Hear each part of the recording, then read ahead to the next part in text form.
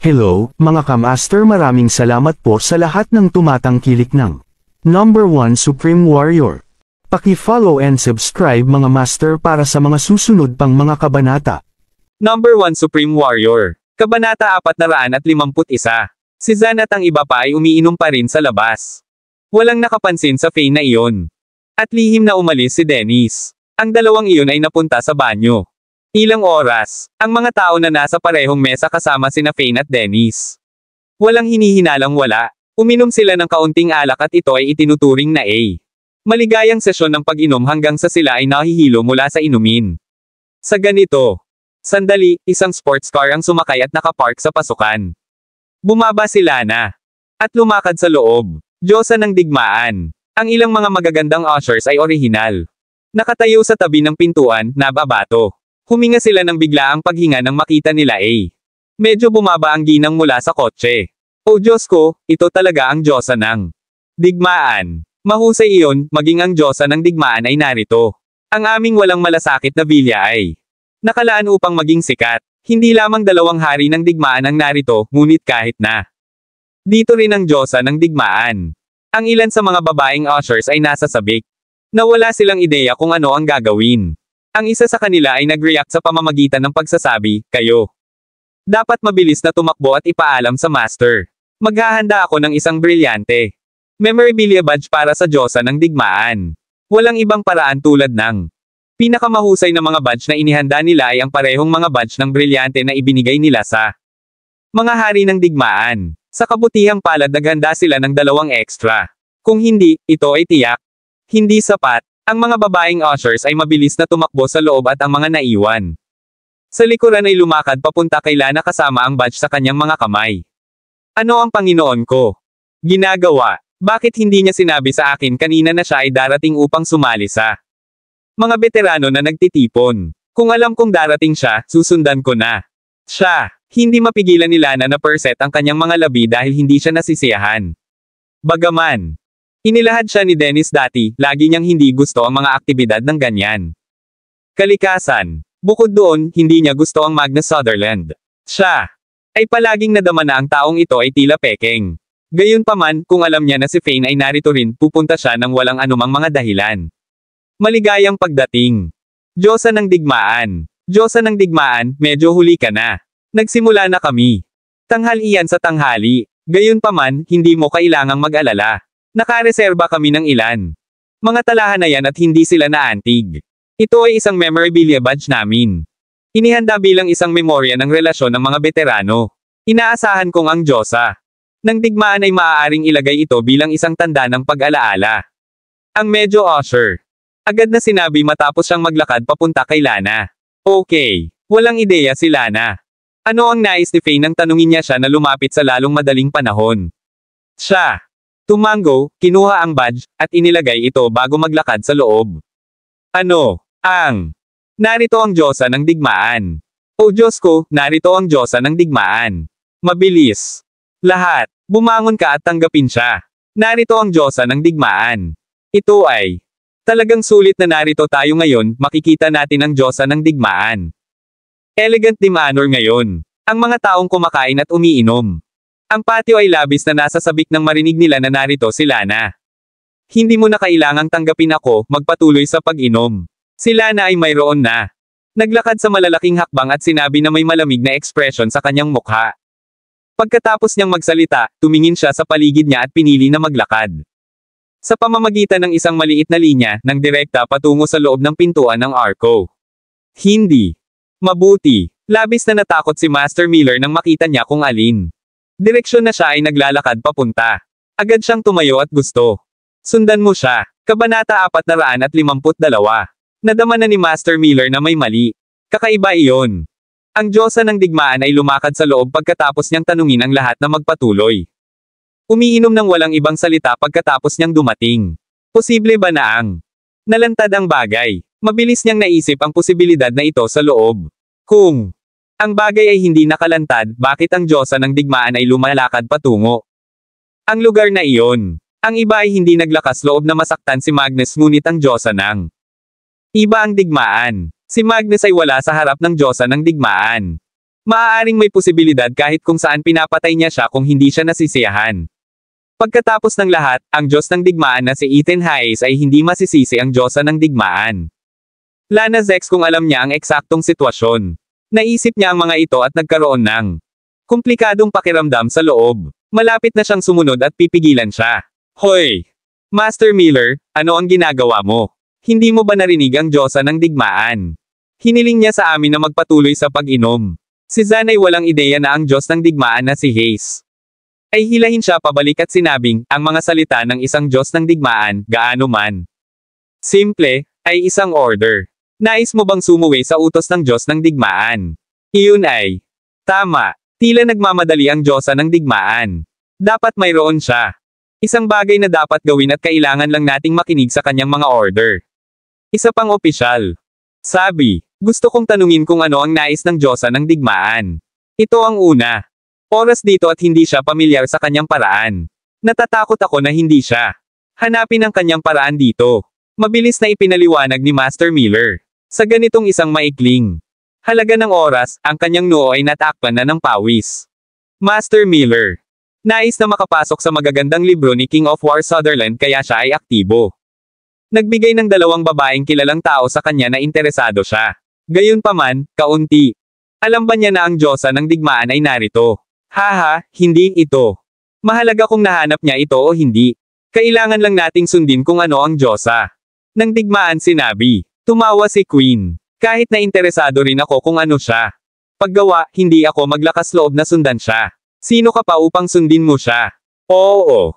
Tama ka. Nag-aalala lang ako, sige. Salamat, Diyos ng digmaan Hayes, para sa ang paalala mo. Halika sa lahat, magpatuloy tayo sa pag-inom. Master Miller. Ngumiti sa kahihiyan. Pinahid niya ang malamig na pawis bago magpatuloy. Uminom kasama ang iba. Gayunpaman, ang kasalukuyang alak ay walang lasa kapag siya uminom ito habang siya ay natatakot. Big Brother Woods. Hindi mapigilan ni Lana. Sumigaw nang makarating siya sa likuran ng patio. Gusto niyang tugunan. Siya bilang master ngunit naalala niya ang paalala ni Fane na huwag ilantad ang kanyang tunay. Pagkatao kaya't tinalakay lamang niya siya bilang kapatid. Isa sa mga pintuan ng silid. Binuksan, kumaway si Dennis kay Lana at lumakad siya. Hindi nagtagal, alam ni Lana. Lahat at alam din niya ang tungkol sa mga plano ni Fane. Naramdaman ko na mula pa noong nakaraan na ang Magnus Sutherland na ito ay kakaiba. Ibinigay niya ang pakiramdam na siya. Hindi kung sino ang inilalarawan niya na nasa labas. Wala akong ideya na siya ay tulad nito. Ang Master Miller na ito ay isang masamang tao din. Paano siya mapang-api at akitin ng iba na may pera para lamang mangyaring Magnus? Sa kabutihang palad Big Brother Fane. Natuklasan na may isang bagay na mali at sinundan sila dito. Pagkatapos ni Lana. Galit na nagsalita, tumingin siya kay Fane. Akala ko tinanong mo ako dito para sa inumin. Wala akong ideya na gusto mo akong takpan para sa iyo. Ngumiti si Fane. Nakakahiya. Takpan muna ito para sa akin. Maraming oras para sa amin. Uminom sa hinaharap. Sa pamamagitan ng paraan, maaari kang lumapit para sa mga inumin sa luma. Kaarawan ni Master Taylor. 10 araw lamang ang layo mula sa kanyang ika-70. Pagdiriwang ng kaarawan. Magkakaroon ako ng ilang inumin sa iyo noon. Lana. Agad na igulong ang kanyang mga mata kay Fane. Paano sapat ang ilang inumin? Kailangan namin ng hindi bababa sa ilang mga bote, di ba? O tinitingnan mo lang ang aking mga kakayahan sa pag-inom. Panipi tandang padamdam tandang padamdam tandang padamdam. Di nagtagal, dumating ang matinding tunog ng pakikipaglaban. Mula sa loob, sinamahan ng ingay ng iba't ibang mga kasangkapan na nawasak. Ano ang nangyayari sa patio? Bakit nagsimula silang lumaban? Panipi. Kabanata 453. Agad na tumayo si Queen at ang iba pa matapos marinig ang tunog na darating. Mula sa patio. Tapos na. Huminga ng hininga si Zan. Nagsimula sila. Pakikipaglaban. Ang hari ng digmaan at ang Diyosa ng digmaan ay nagsimulang makipaglaban. Ang King of War ay tiyak na hindi ang kanyang kalaban. Magagawa siya para sa kung ito. Nalantad ang bagay. Ito ay orihinal na isang mahusay na kubyerta ng mga card. Wala siyang ideya kung paano niya ito nilalaro ng mali. Sa sandaling ito, sina Fane at Dennis ay tumakbo palabas ng ang silid at ang away ay tumigil sa lalong madaling panahon. Di nagtagal, nakita ng lahat si Lana na naglalakad palabas. Ang silid, hinayla ang katawan ni Magnus gamit ang isang kamay. 2 lubhang. Ang mga walang magawa na kilalang tao ay sumunod sa likuran niya at ito ay sina Blake at Chana, na gumanap para sa kanila ngayon lang. Paano ito posible? Ang hari ng digmaan ay pinatay. Bakit? Hindi ba lasing ang 7 Stars King of War kaya natulog siya? Bakit siya pinatay ng Diyosa ng digmaan? Tingnan ang walang magawa. Parehong mukha ng mga kilalang tao. Si Blake ay may isang palm print sa kanyang mukha at mayroong dugo sa mga sulok ng kanyang bibig. Maaari ba ito? Nagsimula ang mga sundalo. Pag-uusap sa gitna ng kanilang sarili at may sariling mga hula. Naglakad sila na at itinapon ang katawan ni Magnus. Tumingin siya kay Blake at ang iba bago sabihin, pareho kayong pareho, ispukutin ang lahat ng detalyado. May ibang tao dito na dapat mamatay. Ang mga binti ni Zan ay naging wobbly kapag siya narinig ito pagkatapos ay direktang gumuho sa lupa. Master, ano ang mali? Ikaw. Isa-isa, ang mga lingkod na walang ideya kung ano ang nangyari. Naglakad pasulong at nais na hilahin siya. Ang basura ay ang kasalukuyang Zan. Ay naging isang tumpok ng putik at hindi mahayla. Haha, may ilan. Ang mga taong may kamalayan sa kanilang nagawa. Tumingin sila na kay Master Miller. Malamig at sinabi, Master Miller ito, upang makapasok sa kabutihan ni Magnus. Mga libro, talagang pinagbantaan niya kami at hiniling na matulog ka sa kanya. Sa simula, ipinangako niya sa amin ng 50 milyon at tumanggi kami. Tumanggi pa rin kami. Nang aipangako niya sa amin ng 70 milyon. Banta niya kami at sinabing siya. Papatayin tayo kung hindi tayo sasang-ayon dito. Wala kaming ibang paraan kundi sundin. Siya, syempre, si Magnus Sutherland ay kumilos na lasing at dumating sa lalong madaling panahon. Pagkatapos, nais niyang samantalahin kami at pindutin kami nang tumanggi kami. Siya na. Nagsimulang umiyak muli nang isipin niya ito. Nagpatuloy si Blake sa kabutihang palad. Narinig ni na Brother Fane at Marshall Dennis ang mga paggalaw dito nang sila. Nagpunta sa banyo at tinawag ang Diyosa ng digmaan. Ang Diyosa ng digmaan. Nagmadali sa oras, iniligtas kami, at pinatay ang taong ito. Sa kabutihang palad kumakain ako. Malapit at maaari akong lumapit sa isang maikling oras. Kung hindi, silang dalawa ay sinamantala ng Magnus Sutherland. Lana din. Nagdagdag ng galit. Paano ito posible? Ang aking tiyuhin ay hindi tulad ng iyon siya. Siya ang hari ng digmaan. Mahal niya ang kanyang mga sundalo tulad ng kanyang mga anak na lalaki at siya ay may isang mabuting reputasyon. Nagulat si Quill nang makita niya na si Magnus. Patay at gusto pa rin niyang magsalita sa ngalan ni Magnus. Gayunpaman, ang kanyang tinig naging mas malambot habang nagsalita dahil hindi siya tiwala sa kung ano siya. Sinasabi, alam niya ng malinaw kung ano ang isang mapagkunwari na kanyang tiyuhin. Siya ay isang hari ng digmaan. Haha, gusto mo siyang gamitin upang sugpuin ako. Ako ang Diyosa ng digmaan. Panipi. Tinitigan ni Lana si Quill na naging dahilan upang siya ay bumalik ng ilang mga hakbang bago sabihin. Maaari ba akong, ang Diyosa ng digmaan, nakita ang aking sariling mga mata, maging pekeng? Kabanata 454. Namutla ang mukha ni Quill nang marinig niya ito. Oo, siya ang dahilan ng takot noon. Ang iba nang sabihin niya na ang hari ng digmaan ay ang kanyang tiyuhin, ang Diyos ng kanyang ama.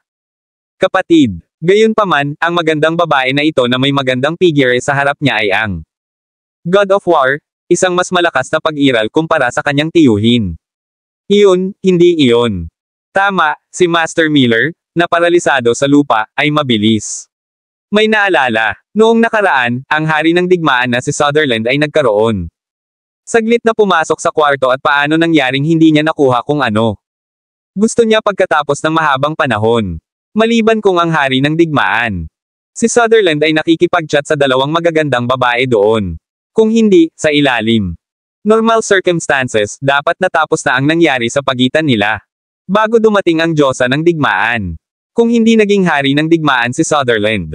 Nahuli, hindi siya papatayin ng Diyosa ng digmaan kung siya tumangging umamin at walang ebidensya, di ba? Anong mali? Kay Lana. Nanlamig ang mukha at dir-diretsong naglakad sa harap ng kabilang partido. Isang tao.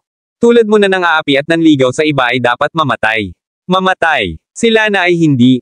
Stupid and she knew that dragging this on will lead to her exposure kaya siya diretsong sumampal sa pagitan ng kanyang mga kilay. Bang! Isang malalim na tunog ang maririnig. At ang master ng Carefree Villa ay pinatay, ganoon din. Passes. Marami. Napabuntong hininga ang mga tao nang makita ang eksenang ito. Itong Diyosa ng digmaan noon. Tunay na nagmamayabang habang siya ay pumatay ng walang pag-aalinlangan. Pinatay niya ang isang hari ng digmaan na lang at ang Panginoong ito ay napakadaling napatay. Nag-aalala. Ang aming relasyon bilang mga kaibigan sa digmaan ay orihinal na isang magandang tema, isang pagtitipon sa pagbutihin mo kami, mga veterano. Wala akong ideya na magkakaroon pa rin ang ilang hari ng digmaan. Hindi nagtagal pagkatapos nilang umalis sa larangan ng digmaan at magkaroon ng pera, ako. Sana ay maging leksyon ito ng lahat. Kung may matutuklasan akong katulad. Ito na naman, iisa lang ang wakas para sa taong iyon at ito ay kamatayan. Ngayon. Salamat kay Fane at Marshall Dennis sa pag-abiso kaagad sa akin pagkatapos nila. Narinig na may mali. Pinigilan nito ang dalawang sikat na celebrity. Mula sa pagiging madungis. Ito ay isang bagay na nagkakahalaga ng papuri.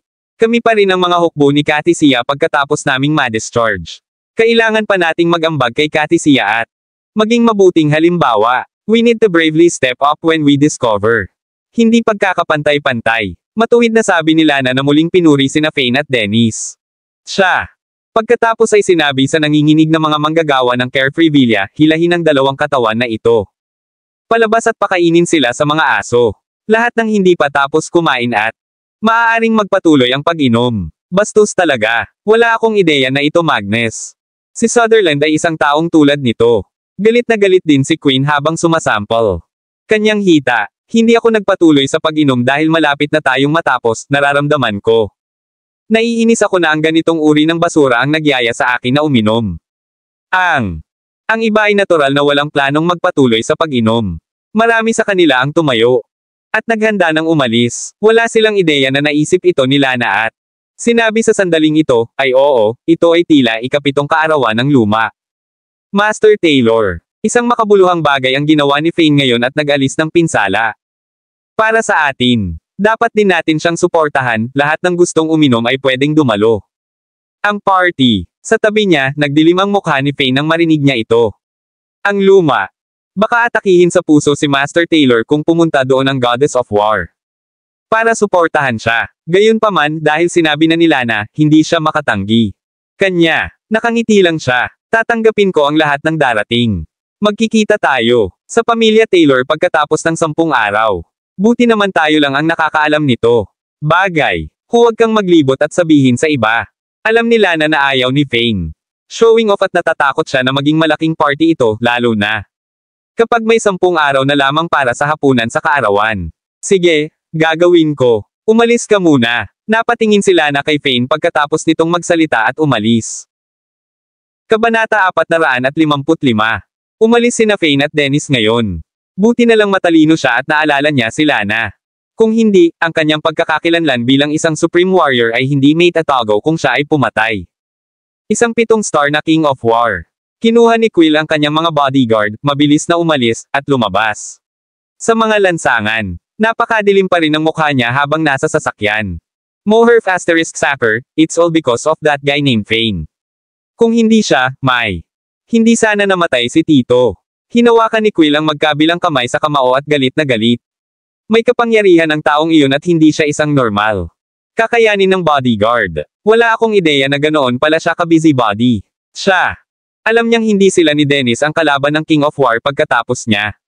Natuklasan ito kaya tinawag niya ang Diyosa ng Digmaan.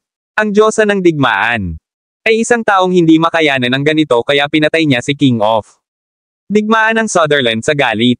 Napaisip ang isa sa mga bodyguard at sinabing, wala akong pakialam. Hahayaan natin itong si Marshall Dennis dahil hindi siya madali. Target at subordinate siya ni Queen Hayes. Gayunpaman, si Fane ay isang normal lamang. Ang sundalo at ako, si Queen Hayes, ay hindi siya papakawala ng madali. Pagkatapos ng lahat, ang pamilya Hayes ay isang malaking pamilya sa Sky Dragon City. Hindi man lang ako natatakot sa Drake family dito, paano ako matatakot sa ganyang lalaki? Nakuha ni Queen. Lalong nagagalit kapag naiisip niya iyon. Lumakas ang kanyang pamilya. Nitong 2 taon dahil sa relasyon nila ni Magnus, lalo na. Ngayong nakabalik na si Magnus mula sa larangan ng digmaan, naging mas malakas sila. At walang takot, wala siyang ideya na ang pagdalo sa isang pagtitipon ay inorganisa ng kanyang tiyuhin. Magdudulot sa kanya ng pagpatay.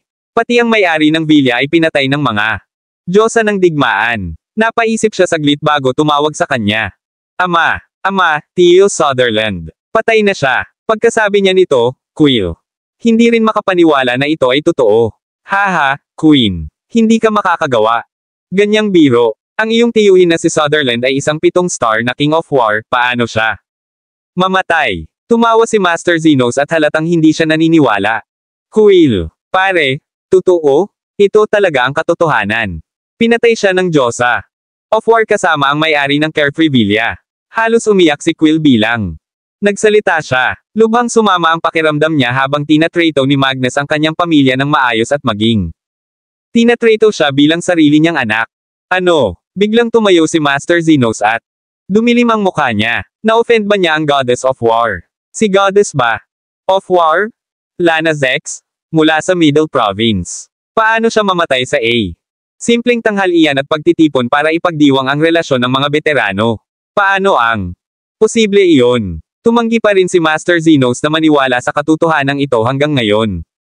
Kung tutuusin, hindi naman tanga si Magnus, paano niya masasaktan ang Diyosa ng digmaan? Napakadali. Pare, ganito ang nangyari. Alam mo rin na gusto ni Uncle ang mga magagandang babae, di ba? Nagkataon na nag-imbite si Master Miller ng ilang magagandang mga kilalang tao na kumanta bilang isang pagtatanghal ngayon. Nakatingin si Uncle kay Blake. At siya na, sa simula, wala dito ang Goddess of War kaya wala nangyari. Mabilis na sinabi ni Quinn sa kanyang ama ang lahat ng nangyari. Ngayon ng detalyado, lahat ito ay dahil kay Fane at Dennis. Tinawag nila ang Goddess of War at pagkatapos niyang malaman ang tungkol sa nangyari, pinatay niya Tio at ang Master ng Villa. Hindi madaling masaktan ang Marshal na iyon. Dennis, alam kong may background siya gaya ng dati niyang kina Queen Hayes. Subordinate, nagdilim ang mukha ni Master Zenos sa kabilang dulo ng telepono. Iyon ang kanyang Diyos kapatid. Alam ko pero kailangan nating subukan ang lahat para patayin ito. Fane. Kinagat ni Quill ang mga ngipin at galit na nagsalita. Kabanata 456. Wala ka bang kasamang bodyguards? Madali lang sana. Ayusin ang taong iyon kung hindi man lang siya commander. Napaisip si Master Zenos. Ito at sinabi, dati, 2 bodyguards ko ang nag-away doon sa Gaikasi. Nang ilang maliliit na isyo at hindi man lang nila siya kayang kalabanan. Lumipad lang sila palabas. Sa isang suntok ng lalaking yun. Sa tingin ko ang taong ito ay may parehong labanan. Kasanayan bilang ilang assistant commander o head commander. Kaya naman, ayoko. Isipin mo na kaya kung manalo kahit salakayin siya ng lahat ng bodyguards na dinala ko. Sabay-sabay. Huminto si Quill at nagpatuloy, bukod dyan, itong lalaki. Parang may ilang medical skills at nailigtas si Dennis bago ito ay. Pinakamabuti kung mapatay natin siya sa isang suntok dahil hindi natin kayang hayaan siyang tumakas. Kung hindi, magiging mapagbantay siya at mas mahirap na patayin siya. Pagkatapos, nagsalita siya, may naalala siya at sinabing, oh yes, it's old master. Kaarawan ni Taylor makalipas ang 10 araw. Pinuri ng Diyosa ng digmaan si Fane dahil nito at sinabing dadalo siya sa hapunan. Kaya, wala akong magawa. Kay Fane bago ito. Kung hindi, ito ay kahihiyan sa Diyosa ng digmaan at siguradong magagalit siya. Kung gayon, maghintay tayo hanggang matapos ang matandang guro. Birthday party ni Taylor bago tayo gumawa ng kahit ano. Hindi namin kailangang magpadala bodyguards o kahit ano. May makakaalis kay Fane. Malamig na ngumiti si Master Zenos sa kabilang dulo ng telepono. Alam ko yon. King of War Sutherland ay may apprentice at ang apprentice na ito ay isang marshal. Na talagang malapit kay Magnus. Kung alam niya kung paano naging sanhi si Fane nang pagkamatay ng kanyang amo, tiyak na hahabulin niya si Fane at ipaghihiganti ang kanya. Master, ang galing. Nasaan siya? Kokentaken ko siya agad. Quill. Ay kalugod-lugod. Talagang simple para sa isang makapangyarihang marshal na pumatay ng isang normal sundalo. Nasa Lone City siya kaya kailangan mong pumunta doon ng personal, magpapadala ako. Ang kanyang numero ng telepono at address sa iyo mamaya. Tandaan, kailangan mong kumilos pagkatapos.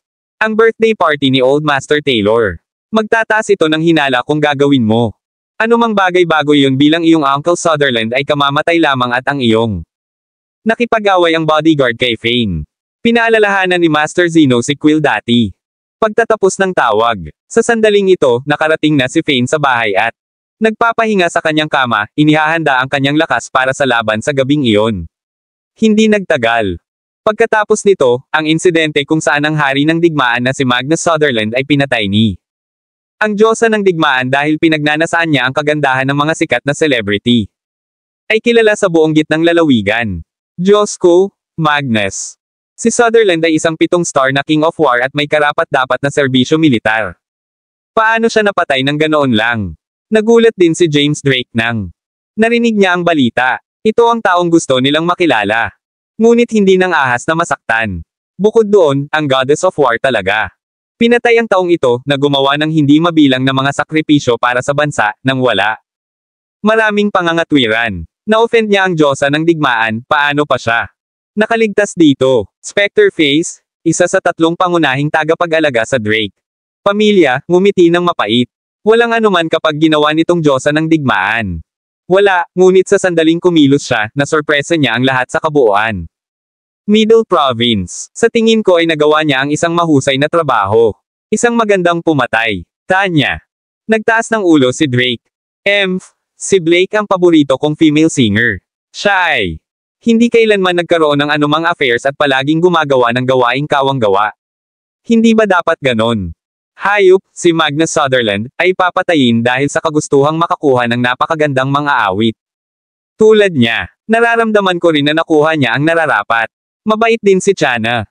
Tao at gusto ko ang kanyang mga kanta. Bukod pa riyan, minsan na siyang umarte sa isang drama at ang galing niya talaga sa pag-arte. Wala akong ideya na ang master ng gagawin ng Carefree Villa ang isang bagay na hindi makatao para makapasok kay Magnus. Magagandang libro ni Sutherland. Totoong nakuha ng dalawang ito ang nararapat sa kanila. Tumanggo si James bilang pagsang-ayon. Sa kabutihang palad, ito ay sa araw. Bukod sa nagkataon na papasok na sana sila Fane at Dennis sa Cobb 8 nang natuklasan nila ang nangyayari. Pagkatapos, ipinaalam nila sa diyosa ng digmaan, Lana Zex. Kung hindi sa araw, ang dalawang sikat na celebrities na iyon. Sana ay marahas na nadungisan pagkatapos ng pagtitipon ng mga veterano. Kabanata 457. Natahimik si Spectre Face bago nagsalita. Tama iyan. Hindi namin alam tungkol sa ang tunay na pagkatao ni Fane ngunit hindi siya maaaring maging isang simpleng tao.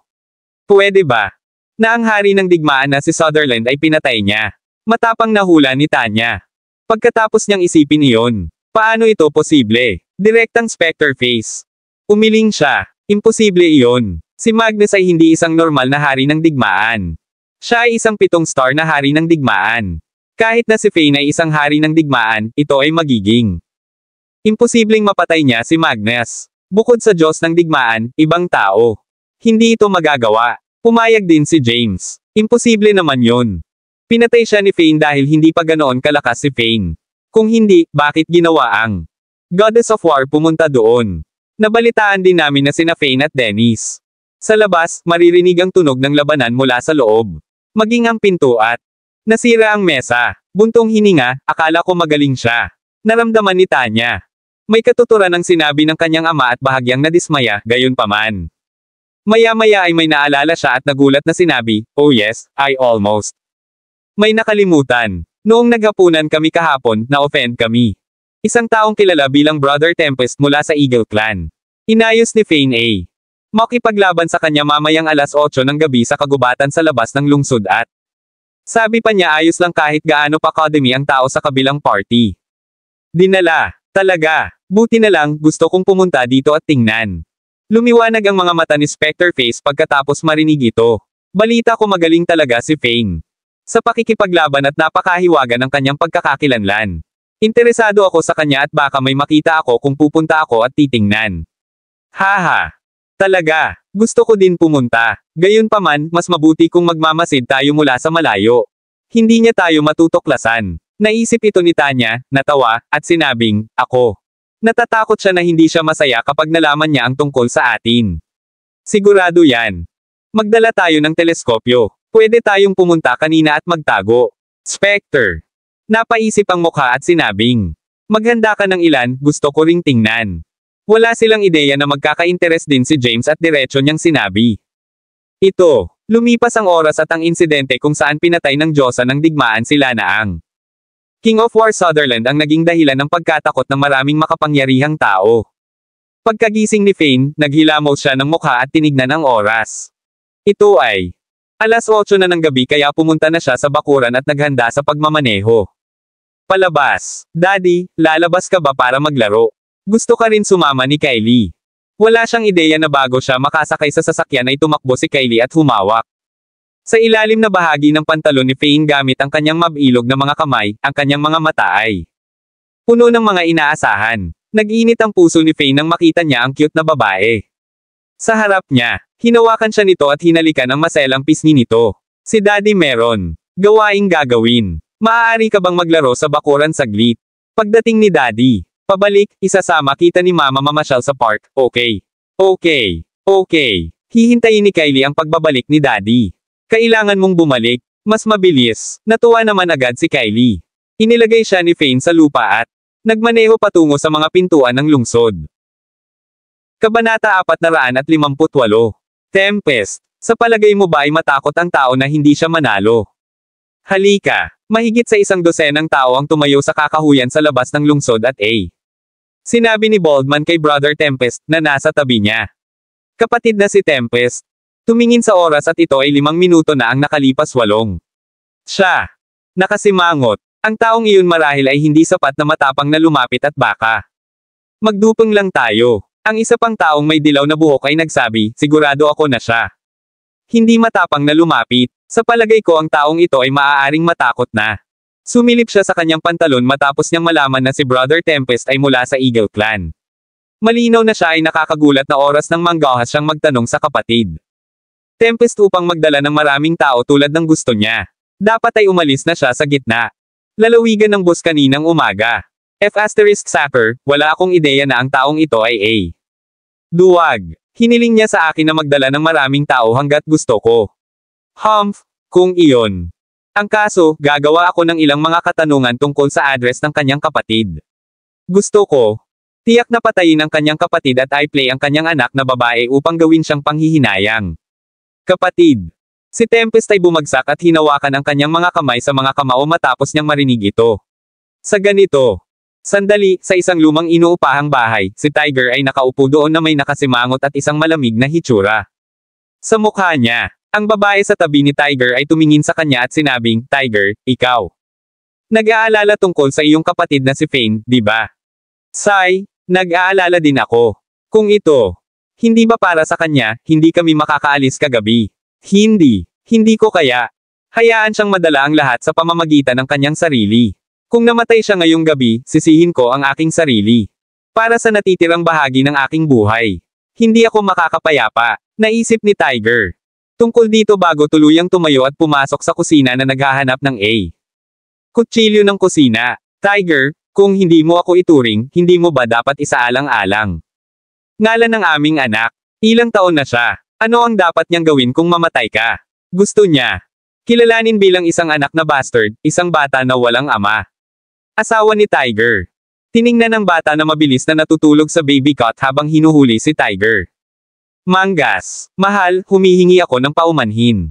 Humihingi ako ng paumanhin. Kung mamatay ako at hindi na makakabalik. Ngayong gabi, maaari ka lamang magpakasal sa isang mayamang tao. Maghanap ng isang mas mayamang tao upang ang aming anak ay hindi magdurusa tulad ko, ang kanyang walang silbi na ama. Ikaw ay maganda. Sigurado ako na kaya mo masiyahan sa buhay pagkatapos mong makahanap ng isang mayamang tao na gumagamot sa iyo ng maayos. Tumalikod si Tiger sa paligid ng mga luha sa kanyang mga mata habang siya ay nangahas na hindi tumingin sa mga mata ng kanyang asawa. Tiger, handa ka ba talagang iwanan ako at ang aming anak? Tingnan ang iyong anak. Tingnan mo kung gaano siya kamukha mo. Tiger, hinihiling ko sa iyo, huwag kang pumunta. Bumagsak ang luha mula sa mga mata ng babae habang humingi siya ng tigre. Iyon ang Eagle Clan. Kahit na ito ang lakas ng vassal ng iba pang partido, hindi ito isang bagay na magagawa ng dalawa. Tumira. Pupunta ka doon ay isang aksyon na pagpapakamatay. Ipinikit ni Tiger ang kanyang mga mata at tumahimik ng ilang oras habang nasasaktan ang kanyang puso. Gayunpaman, hinaila pa rin niya ang kanyang asawa. Kamay sa lahat ng kanyang lakas at sinabi ng mahigpit, tinanong niya ang ibang partido para sa isang away kagabi upang mailigtas tayo. Nagpunta siya sa larangan ng digmaan at nagsakripisyo ng maraming para sa katisiya dahil naranasan niya ang napakaraming mga sitwasyon sa buhay at kamatayan. Ako ay gayon din isang tao. Hindi ko makikipaglaban para sa aking bansa ngunit hindi ko maitago kapag alam ko iyon. Maaaring mamatay ang aking malaking kapatid. Matapos niyang sabihin ito, tiningnan niya ang bata na ay natutulog ng maayos sa kama at nagpatuloy, ayokong manirahan. Ikinalulungkot ang natitirang bahagi ng aking buhay. Hindi ko rin nais na maramdaman ng aking anak na mahina ako. Ako ay isang tao, hindi ko may pagpapatuloy na maging duwag. Pagkatapos niyang magsalita, siya direktang itinulak ang kanyang asawa palayo at lumakad. Tiger, nahulog ang babae. Ang lupa at hindi mapigilan ang paghagulgol. Taxi, lalabas ako ng lungsod. Huminto si Tiger sa isang taxi na may kutsilyo sa kusina sa kanyang kamay. Ibinigay niya ang isa pa. Party ang $200 na mayroon siya sa kanya. Ibibigay ko sa iyo ang lahat sa iyo. Ang driver. Tumingin lamang si Tiger sa sorpresa bago magmaneho palabas ng lungsod. Ang kotse ay pagdating sa amin. Tila isang sports car, Porsche. Oo, pula ito. Kulay. Sa sandaling ito, si Brother Tempest at ang iba pa sa kakahuyan ay galit na malapit na silang umalis. Kabanata 459.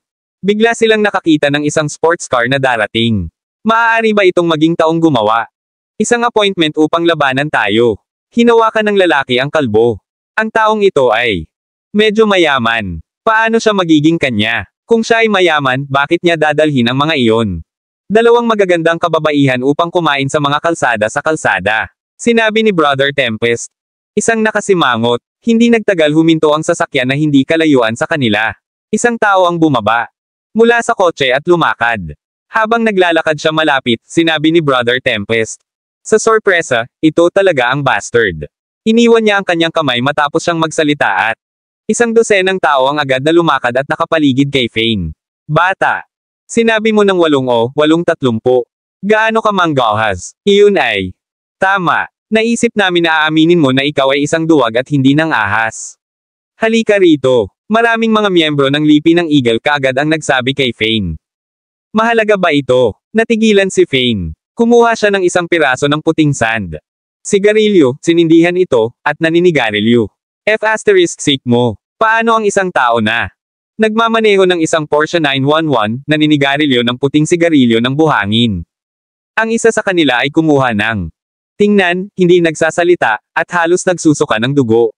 Nakakatawa talaga ang taong ito. Sobrang mayaman siya ngunit naninigarilyo siya tulad ng isang mababang grade na sigarilyo at F***king.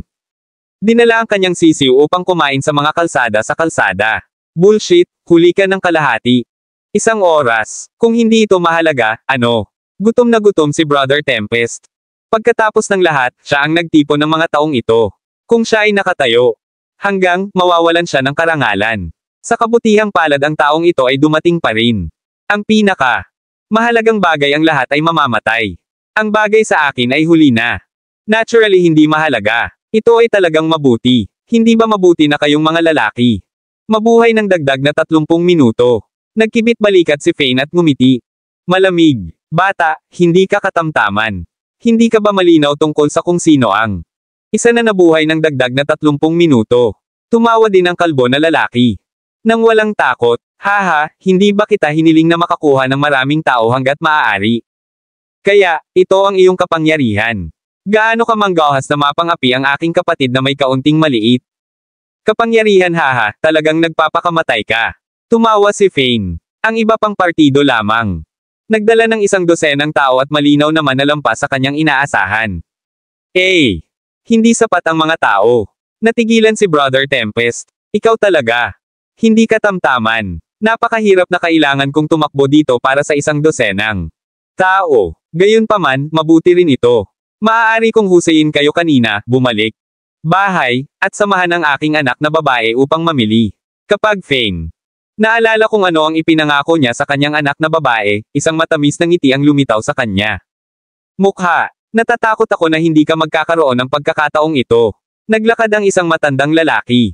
Isa ako sa masters ng Eagle Clan at wala para sa akin na labanan ang isa. Daang-daang tao sa pamamagitan ng aking sarili. Kailangan ba natin ng maraming tao upang patayin ka? Pagkatapos, nagsalita ang matandang lalaki, diretso siyang iniunat ang isa sa kanyang mga kamay sa isang klon ng agila. Lumipat siya ng 2 hakbang pasulong at kumamo patungo sa leeg ni Fane. Kabanata 460. Ang matandang lalaki na ito ay mukhang matanda at ang kanyang buhok ay bahagyang puti. Gayunpaman, siya tila napakamasigla. Ang bilis ng kanyang pag-atake ay mabilis at ang kanyang mga aksyon ay medyo tuso. Inunat ni Fane ang kanyang kamay at nahuli ang pulso ng ibang partido. Tulad ng isang metal clamp, hinailan niya ang lahat ng kanyang enerhiya na naging sanhi ng ibang partido. Mawalan ng balanse, si Fane pagkatapos ay bitawan ng taong iyon at sinipa siya. Ang iba pang partido ay lumipad 7 hanggang 8 metro ang layo bago lumapag sa lupa dahil nang sipa. Ang kanyang ulo ay tumagilid sa isang tabi at namatay pagkatapos na samuka siya ng dugo. Mabilis na nangyari ang lahat at namatay ang matandang lalaki sa loob ng ilang paghinga. Natigilan ang kalbo at ang iba pa. Ang matandang ito ay bahagyang ipinagmamalaki nang sabihin niya na siya ay isang master. Gayunpaman, maaari siyang lumaban. 10 tao ang kanyang sarili kung nahaharap siya sa isang normal na tao. Hindi bababasa siya. Itinuturing na isang mahusay na manlalaban. Gayunpaman, ang gayong tao ay namatay mula sa isang sipa lamang sa tulad ng isang maikling oras. Nasabi ko na ang taong ito ay magandang manlalaban. Siya ay napakalakas at mabilis. Ang matandang Levi ay dapat underestimated ang kaaway at hindi nagbigay pansin. Si Brother Tempest ay takot at diretso siyang pumalakpak sa kanyang mga kamay. Tila mga ito lamang. Ang mga tao ay talagang hindi sapat. Pagkatapos ay pinalakpakan niya ang kanyang kamay. Isa-isa. Dahan-dahang tumayo ang mga figure at lumakad papunta sa kanila mula sa mga bushes sa likuran. Sila, ang ilan sa mga taong ito ay gaganapin ang mga kutsilyo at ilang mga may hawak na tubo ng metal. Sila, tumingin sa Fane na may malamig na ekspresyon sa kanilang mga mukha. Natigilan si Fane kung kailan. Nakita niya na maraming tao. Maraming tao iyon. Hindi masama. Dapat ay nasa paligid ng 2 hanggang 300 tao dito. Haha. Ano sa palagay mo? Akala ko hindi ko kailangang gamitin ang mga kapatid na ito kung ikaw dumating mag-isa. Wala akong ideya na kahit na nag-iisa ka, parang ikaw medyo mahusay sa pakikipaglaban. Gayunpaman, huwag kang mag-alala. Hindi tayo mga kapangyarihan na umaasa. Sa angkan ng Eagle, lahat ng tao dito ay mga miyembro ng clan ng Eagle. Punong himpilan. Lahat sila ay mahusay na mga mandirigma, hindi normal na kalye ng kalye. Ang kalbo. Tumawa ang tao. Sa palagay mo ba magkakaroon ka pa rin ng pagkakataon na mamili? Kasama ang iyong anak na babae ngayon. Oo naman, nangangahulugan lamang ito na kakailanganin kong gamitin. Ilang oras, nagkibit balikat si Fane. Iyon ay maraming tao. Sa sandaling ito, si Tanya, na nagtatago sa mas mataas na lugar sa kabilang linya at gumagamit ang isang teleskopyo na titingnan doon, hindi makakatulong ngunit marahang magsalita. Oo, naisip ko na nagdala lamang sila ng 100 mga tao dito sa simula. Wala ako ideya na dinala nila ang napakaraming tao dito. Nagulat si James. Hindi. Kahit na ang isang pinuno ng pinuno ay maaaring makitungo sa napakaraming tao. Kailangan niyang magkaroon. Hindi bababa sa parehong mga kasanayan sa pakikipaglaban ng isang pangunahing, di ba? Kailangan itong maging hindi bababa sa katulad ng isang marshal. Ang mukha ng multo, na nasa tabi, ay may madilim ekspresyon sa kanyang mukha. Ang mga taong ito ay may mga token sa tabi ng kanilang mga waists. Nangangahulugan ito na hindi sila nakakalat ng maliliit na puwersa na umaasa sa lipi ng agila. Ngunit ang mga ito ay mga tao mula sa punong tanggapan ng Eagle. Ang clan ng Eagle ay hindi may parehong halaga ng mga tao kung ihahambing sa iba pang mga angkan, ngunit sila ay lahat ng mga elite. Narinig ko na marami sa kanila ang maaaring lumaban kaya kahit na mayroon lamang halos 300 katao dito, mayroon silang kakayahang labanan ng 900 katao. Siya tumahimik bago magpatuloy, lalo na ang taong kalbo. Isa siya sa agila. 4 na masters ng clan. Ang kanyang kapangyarihan ng pakikipaglaban ay halos kapareho ng isang marshal. Kung hindi ito katugma sa isang marshal, hindi ito maihahambing sa isang pangunahing. Kung iyon ang kaso, si Fane ay magkakaroon ng mahirap na laban. Sumimangot si Tanya. Naisip niya ito at sinabi kay James, Ama, kung hindi mahawakan ito ni Fane, kaya natin hilingin sa mukha ni Spectre na tulungan siya. Magkaiba ito kung ang dalawa sa kanila ay nagtatrabaho magkasama. Hindi bababa sa ibabahagi niya ang kalahati ng presyon. Tumanggo si James. Oo naman. Ang mga taong tulad ng Eagle Clan ay hindi gumagawa ng mga legal na negosyo at hindi sila maganda. Mga tao, mabuti kung maaari nating gawin silang magbayad ng kaunti. Gayunpaman, multo. Kailangang takpan ng mukha ang kanyang mukha pati na rin hindi siya makikilala ng mga tao. Ng clan ng Agila, marami silang tao. Kung ang ilan ay nakatakas at alam. Iyon ay sa amin, ang pamilyang Drake, na lihim na gumawa ng isang paglipat, natatakot ako na. Ang punong himpilan ng Eagle Clan ay maghangad ng paghihiganti mula sa amin. Oo, Master. Naiintindihan ko. Panipi. Maraming salamat mga ka-master sa walang sawang pagsusubaybay, isang like, share, and subscribe naman dyan mga ka-master. Abangan ang susunod pang mga kabanata.